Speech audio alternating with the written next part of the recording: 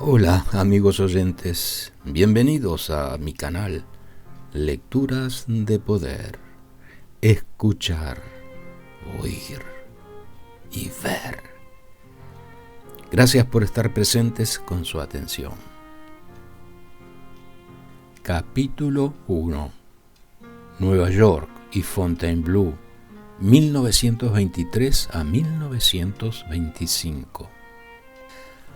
A fines de diciembre de 1923, Horace, recién llegado a Nueva York desde Fontainebleau con un tal Dr. Schoenwald, pidió permiso en la librería donde yo trabajaba para dar una charla sobre las ideas de George Ivanovich Gurdjieff y su instituto. En Londres, Horace había sido propietario y director de la revista New Age, que George Bernard Shaw había calificado como la mejor revista de literatura e ideas que Inglaterra había producido desde el siglo XVIII. Yo había visto a Horace una vez. El doctor Schoenwald era un médico que trabajó con Gurdjieff en Rusia y lo acompañó a Francia junto con su esposa. Se concretó una reunión y en aquella noche se llenó la librería con un auditorio de hombres y mujeres bien vestidos y de aspecto intelectual. Voy a relatar lo esencial de la charla de Horace. Es clara y concisa y sirve para lo que sigue en este libro. El Instituto para el Desarrollo Armónico del Hombre en Fontainebleau, dijo Horace, que se basa en el sistema de George Ivanovich Gurdjieff, es en realidad una continuación de la sociedad llamada Los Buscadores de la Verdad, fundada en 1895 por un grupo de médicos, arqueólogos, científicos, sacerdotes, pintores, etc., cuya meta era colaborar en el estudio de los así llamados fenómenos sobrenaturales, y en la cual cada uno de sus miembros tenía interés desde su punto de vista particular.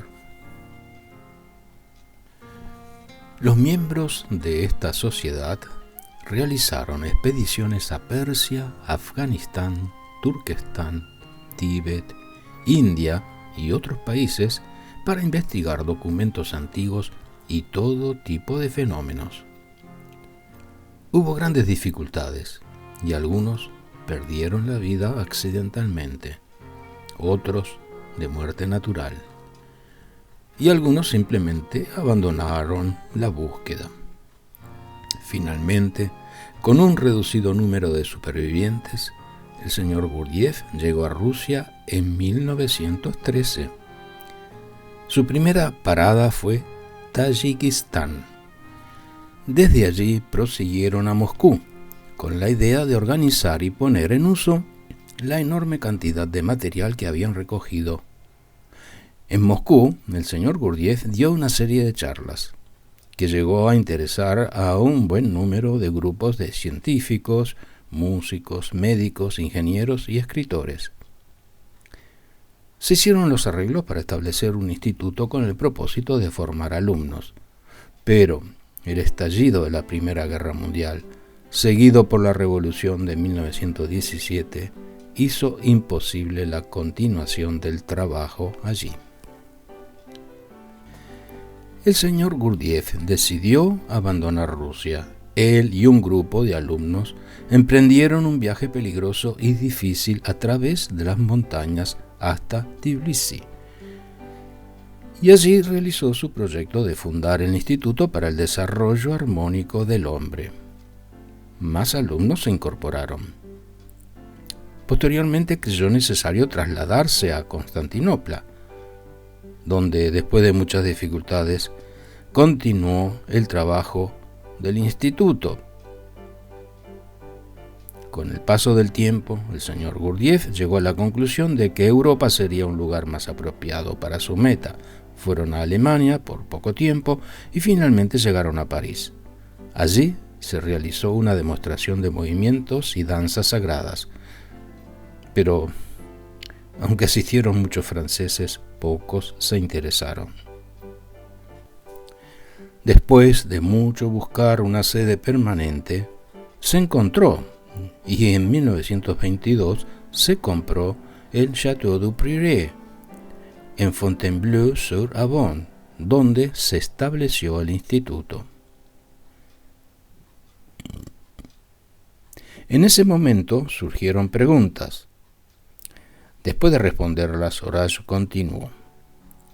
Los alumnos se dividen en dos categorías: la de aquellos que se interesan principalmente en la teoría del sistema y las que no solo se interesan en teoría, sino también desean trabajar y ser formados en el método. El sistema se basa en las conclusiones siguientes. La vida en nuestro tiempo ha llegado a ser tan compleja que el hombre se ha desviado de su tipo original, es decir, un tipo que debió ser dependiente de su entorno, el país donde nació, el ambiente de crianza y la cultura en la que fue educado. Estas condiciones deberían haberle trazado al hombre su camino de desarrollo e indicarle el tipo normal que debería haber alcanzado.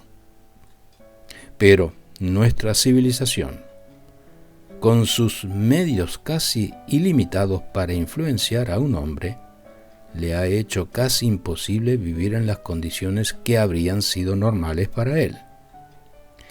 Mientras que la civilización ha abierto para el hombre nuevos horizontes con el conocimiento y en la ciencia y elevó su nivel de vida, ampliando así su percepción del mundo, en vez de promoverlo a un nivel general más elevado, solo ha desarrollado ciertas facultades en detrimento de otras, y algunas las ha destruido por completo.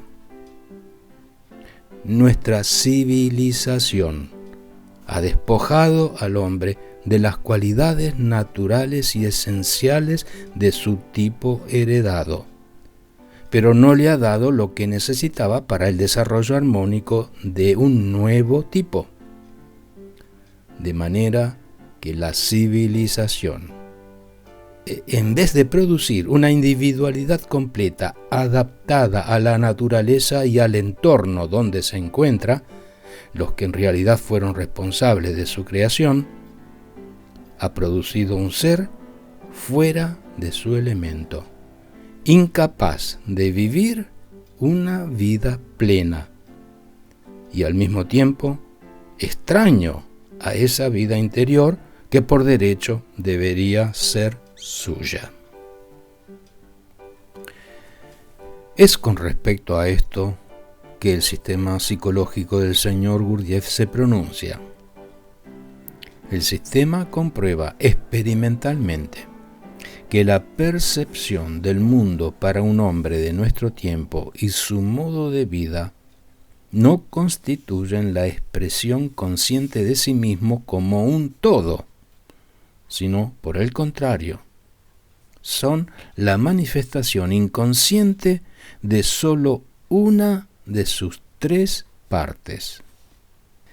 Desde este ángulo, nuestra vida psíquica, es decir, cómo percibimos el mundo y expresamos nuestra percepción de él, no es un todo que actúa como recipiente de nuestras percepciones y una fuente de nuestras expresiones.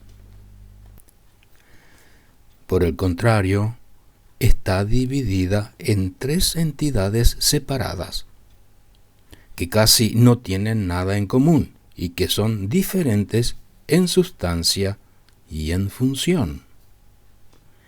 Estas tres partes separadas y totalmente distintas, fuentes de la vida intelectual, emocional e instintivo-motriz del hombre, tomada cada una en el sentido de la totalidad de funciones propias de ella, son llamadas en el sistema del señor Gurdjieff centro intelectual, centro instintivo-motor y centro emocional. Cada percepción y expresión verdaderamente conscientes de un hombre debe ser el resultado de un trabajo simultáneo y coordinado de los tres centros, cada uno de los cuales tiene que desempeñar su papel en la tarea conjunta, es decir, debe aportar su cuota de asociaciones. Una percepción completa en cada caso particular solo es posible si los tres centros trabajan juntos. Pero debido a las muchas y variadas influencias que perturban y afectan al hombre moderno, el trabajo de los centros está casi siempre inconexo, con el resultado de que sus funciones intelectuales, emocionales e instintivo-motrices no logran completarse y corregirse unas a otras. Transitan por distintos caminos, raras veces se encuentran, y de esta manera sus momentos de conciencia real son muy escasos. Los tres centros no coordinan por la siguiente razón. Existen, por decirlo así, tres hombres diferentes en un solo individuo. El primer hombre solo piensa, el segundo solo siente, y el tercero vive solo por sus instintos y funciones motrices.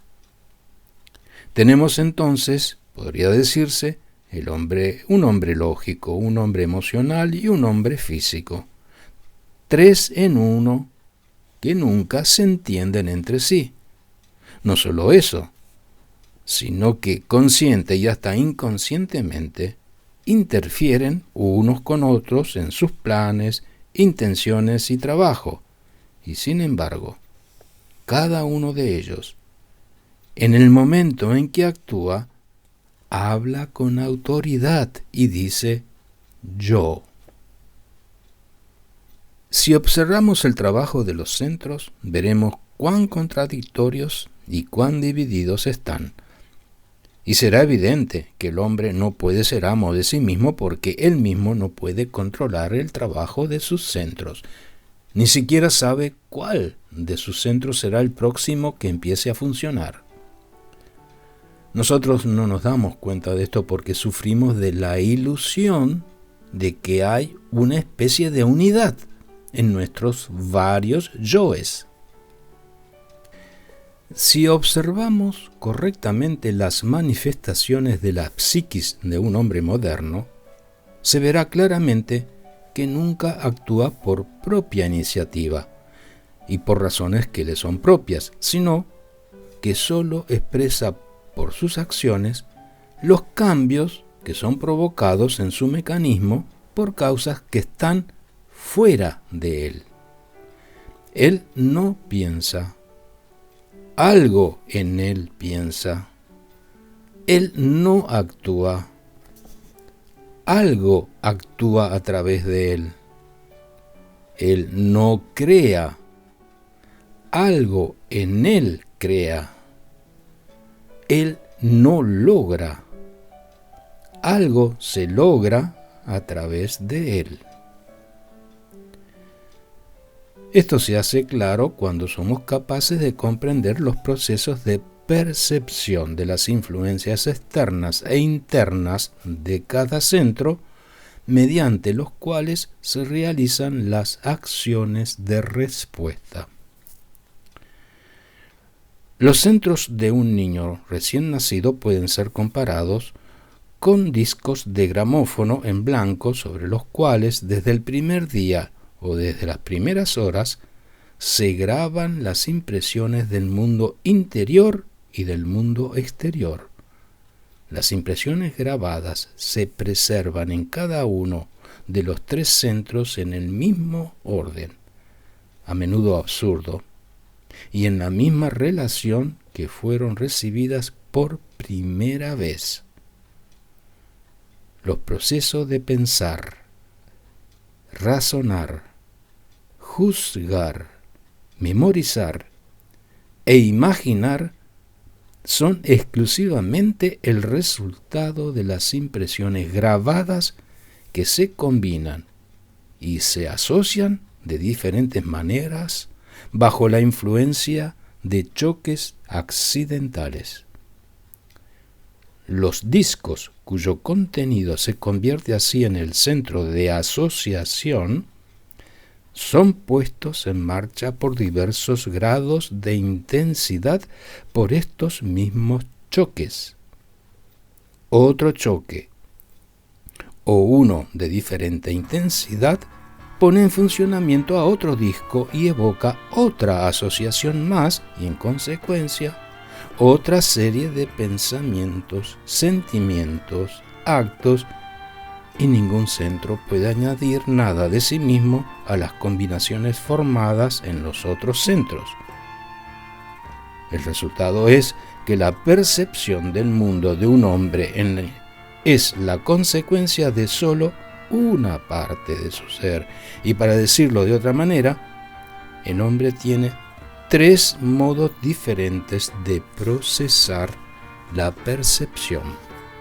Y cada uno tiene poco contacto con el otro, o lo hace por casualidad o solo parcialmente. En consecuencia, cada conclusión a la que llega un hombre, cada juicio, es el trabajo de solo una parte de su estructura, la expresión de solo una pequeña porción del material que ha almacenado. De allí que sus juicios y conclusiones sean siempre parciales y, en consecuencia, falsos. A partir de todo lo que se ha dicho, podemos ver que el primer paso en un desarrollo equilibrado del hombre consiste en enseñarle cómo ser capaz de introducir desde un principio el trabajo de sus 3 centros en funciones psíquicas. Cuando los 3 centros son capaces de trabajar con igual intensidad al mismo tiempo, entonces las 3 ruedas principales de la máquina humana funcionarán en forma pareja y no interferirán unas con otras. No funcionarán como ahora, al azar, sino que trabajarán de la mejor manera posible con sus diferentes potencialidades por separado y también con relación al grado de conciencia que le es posible lograr al hombre, pero que en su vida ordinaria nunca logra. No debe olvidarse que el grado de desarrollo posible para cada centro es diferente en cada hombre, de la misma manera como son diferentes las impresiones registradas.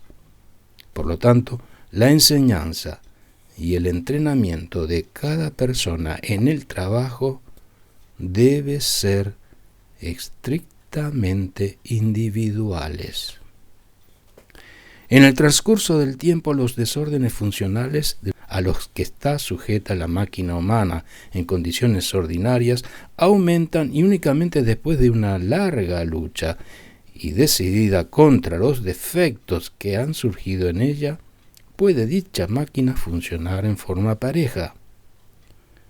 Un hombre es incapaz de sostener esta lucha solo y por sus propios esfuerzos.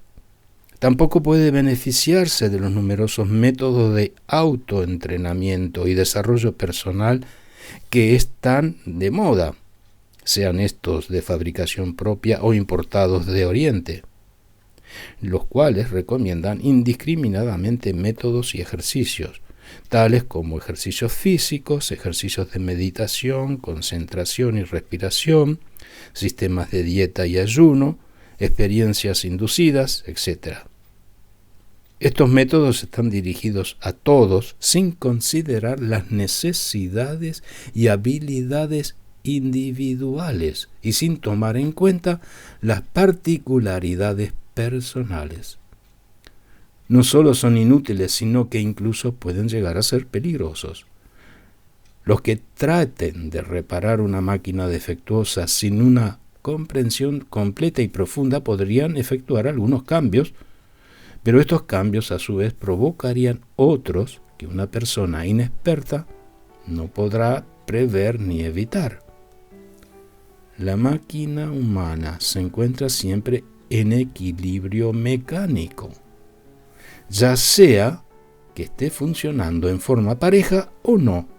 En consecuencia, cualquier cambio provocado en un lugar seguramente ocasionará un cambio en otro lugar.